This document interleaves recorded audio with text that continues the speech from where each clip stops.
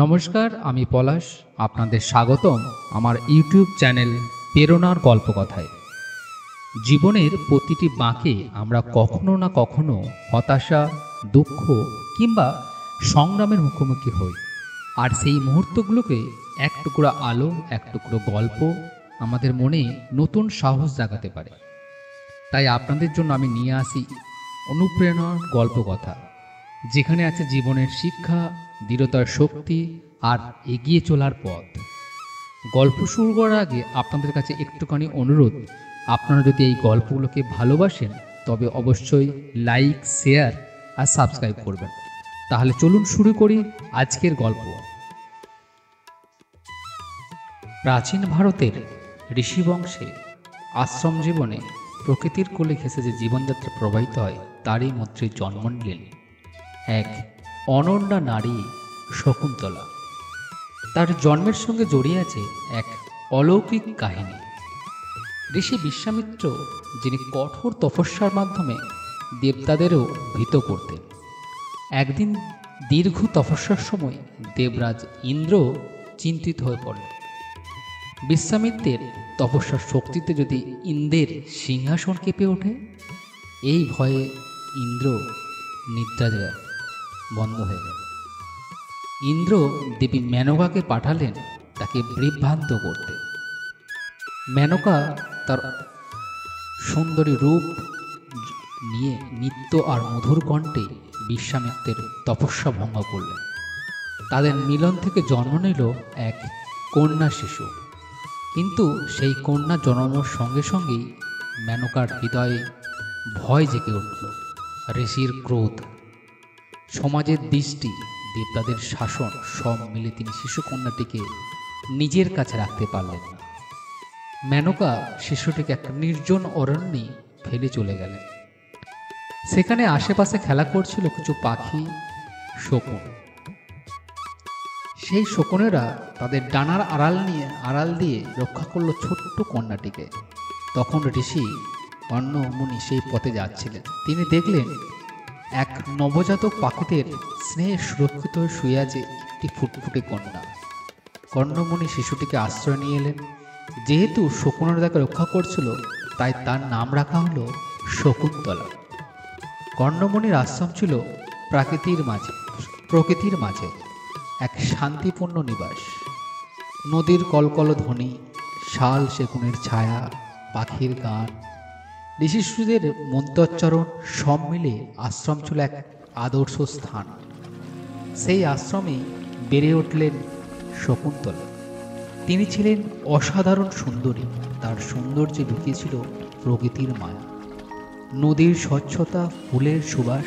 কিন্তু শুধু রূপেই নয়, মনেও তিনি সকলকে মুগ্ধ করলেন। স্নেহশীলা, কোমল হৃদয়, প্রাণীদের প্রতি সহানুভূতিশীল, তিনি যেন আশ্রমের প্রাণ কেন্দ্র।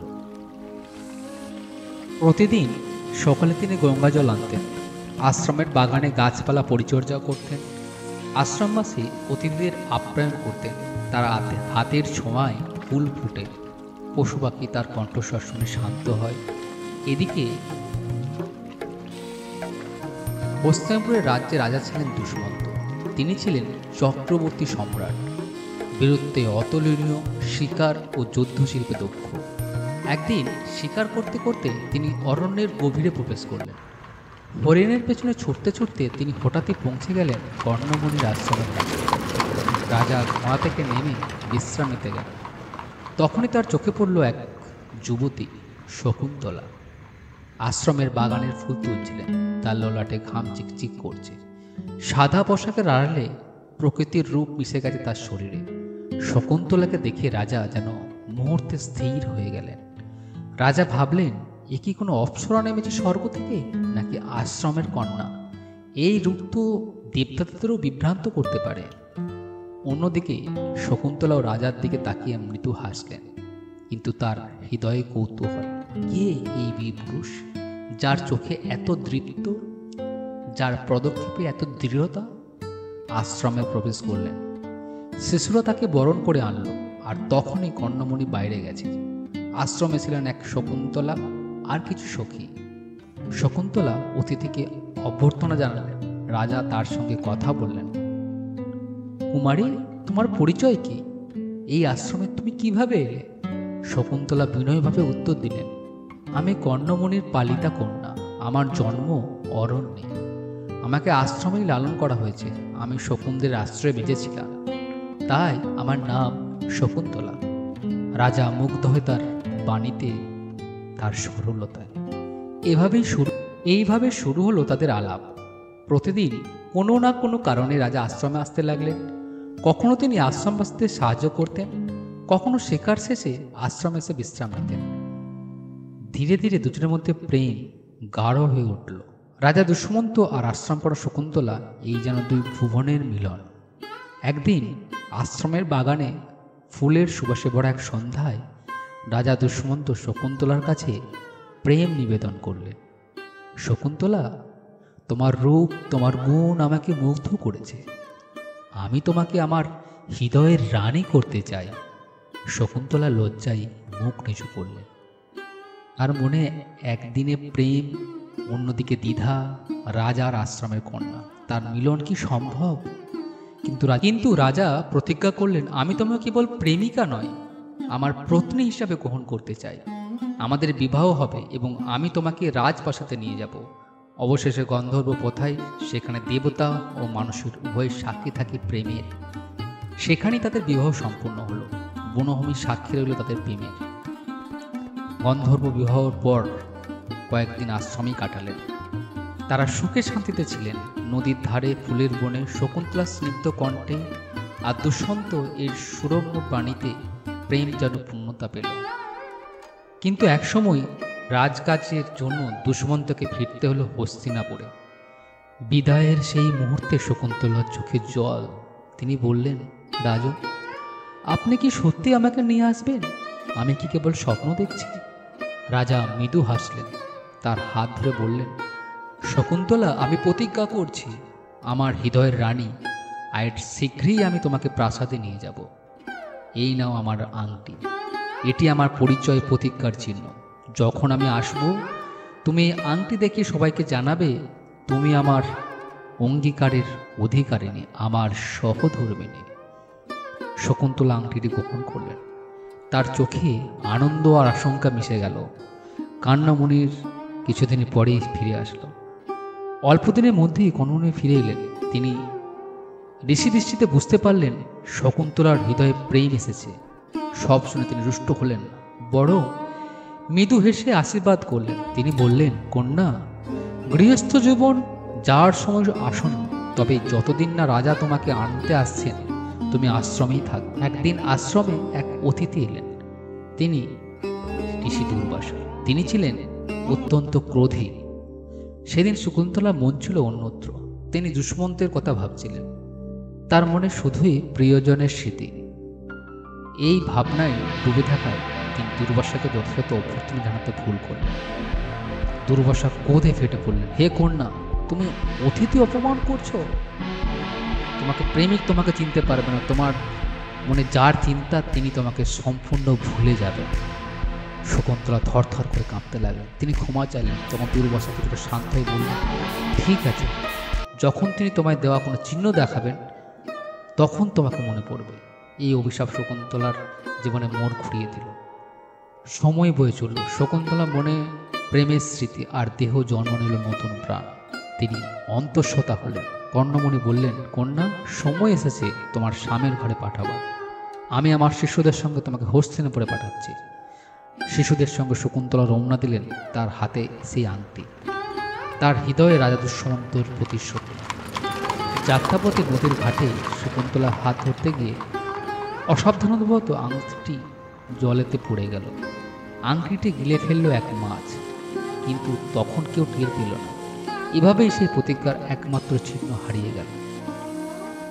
হস্তিনাপুর পৌঁছে শকুন্তলা রাজসভায় দাঁড়ালেন। তার সঙ্গে ছিলেন ঋষি কর্ণের শিষ্যরা। শকুন্তলা কাঁপা কণ্ঠে বললেন, মহারাজ, আমি আপনার পত্নী। আপনি গন্ধর্ব বিবাহ আমাকে গ্রহণ করেছিলেন। এখন আশ্রম থেকে আমাকে পাঠানো হয়েছে আপনার প্রাসাদ। রাজা দুষ্মন্ত আশ্চর্য থাকলেন। দুর্বাসার অভিশাপ তখন কার্যকর। তিনি সত্যি কিছু মনে করতে পারলেন না। রাজা বললেন, কুমারী, আমি তোমাকে চিনি না। তুমি হয়তো কোনো ঋষিকন্যা, কিন্তু আমি তোমাকে বিবাহ করেছি এ কথা মনে পড়ে না। যদি প্রমাণ থাকে দাও।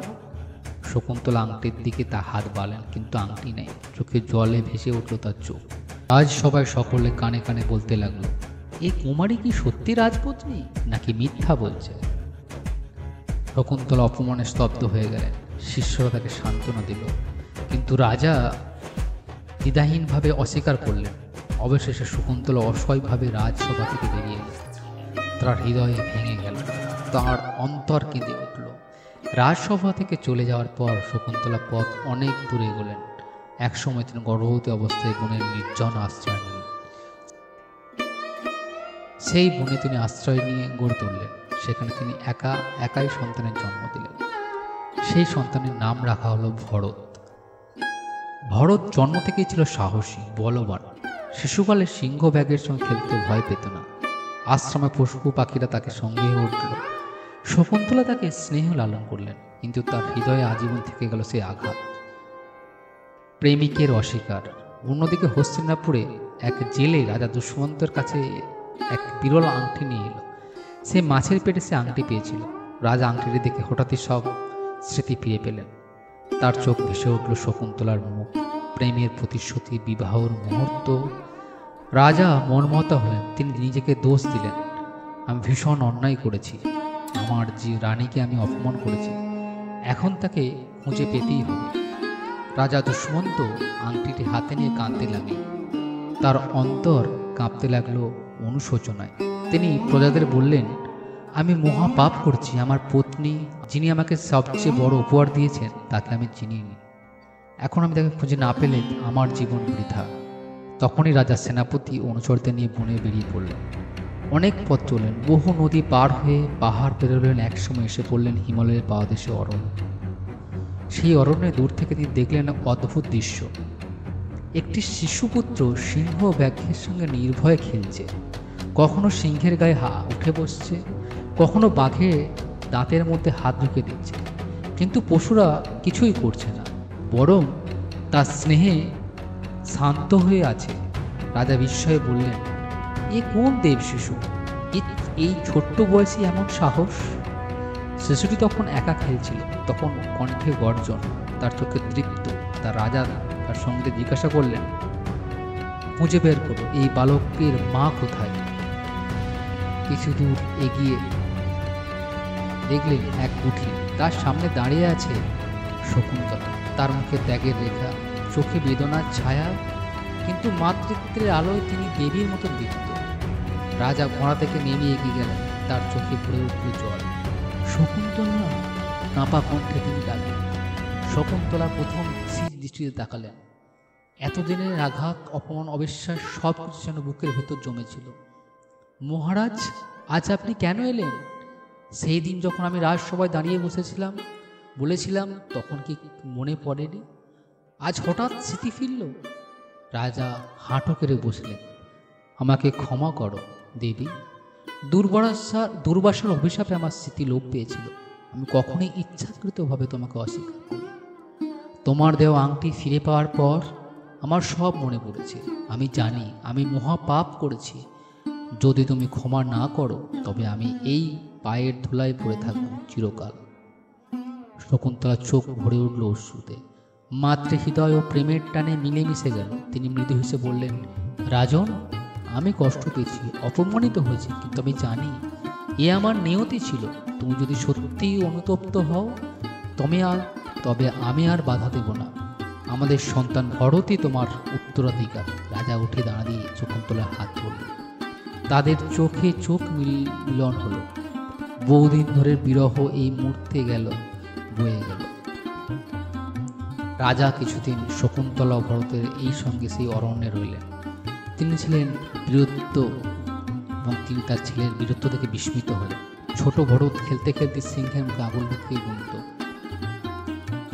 1, 2, 3 রাজা বললেন, এই বালক একদিন হবে পৃথিবীর সম্রাট। তার সাহস দেবতার দান। অবশেষে রাজা শকুন্তলা ও ভরতকে নিয়ে হস্তিনাপুরে ফিরলেন। প্রজাদের আনন্দের উল্লাস করল, কারণ তাদের রানী ফিরলেন। আর সঙ্গে এলেন ভবিষ্যতের উত্তরাধিকার। প্রাসাদে ভরতকে রাজকুমার ঘোষণা করল। তার শিক্ষা শুরু হল বেদ, শাস্ত্র, অশ্ববিদ্যা। সব কিছুতেই তিনি হয়ে উঠলেন অতুলনীয়। যুবক বয়সী ভরত দেখালেন অদম্য বীরত্ব। তিনি অসংখ্য যুদ্ধে জয়ী হলেন, বহু রাজ্য দখল করলেন। তার ন্যায়পরায়ণতা, সাহসিকতা সমগ্র ভারতবর্ষ তাকে সম্রাট হিসাবে স্বীকৃতি দিল। তার নামে এই দেশ হলো ভারত। শকুন্তলা ও দুষ্মন্ত তাদের জীবনের বাকি দিনগুলো প্রাসাদে কাটালেন, তবে তারা কখনো আশ্রমের সরলতা ভুলেনি। দাম্পত্যে যে কষ্ট বিচ্ছেদ তারা ভোগ করেছিল, সেই অভিজ্ঞতা তাদের আরও দৃঢ় করেছিল। তাদের প্রেম, বেদনা, বিচ্ছেদ ও পুনর্মিলনের কাহিনী যুগে যুগে মানুষের মনে অমর হয়ে রইল। বন্ধুরা, এই ছিল শকুন্তলা দুষ্মন্তের এক অমর প্রেম কাহিনী, যেখানে আজ প্রেমের মাধুর্য, অভিশাপের বেদনা ও মাতৃত্বের ত্যাগ, অনুতাপ ও পুনর্মিলনের আনন্দ। তাদের পুত্র ভরত থেকে আজকের ভারতবর্ষ নামকরণ। আর এই কাহিনী তাই আমাদের ইতিহাস ও সংস্কৃতির অমূল্য ধন।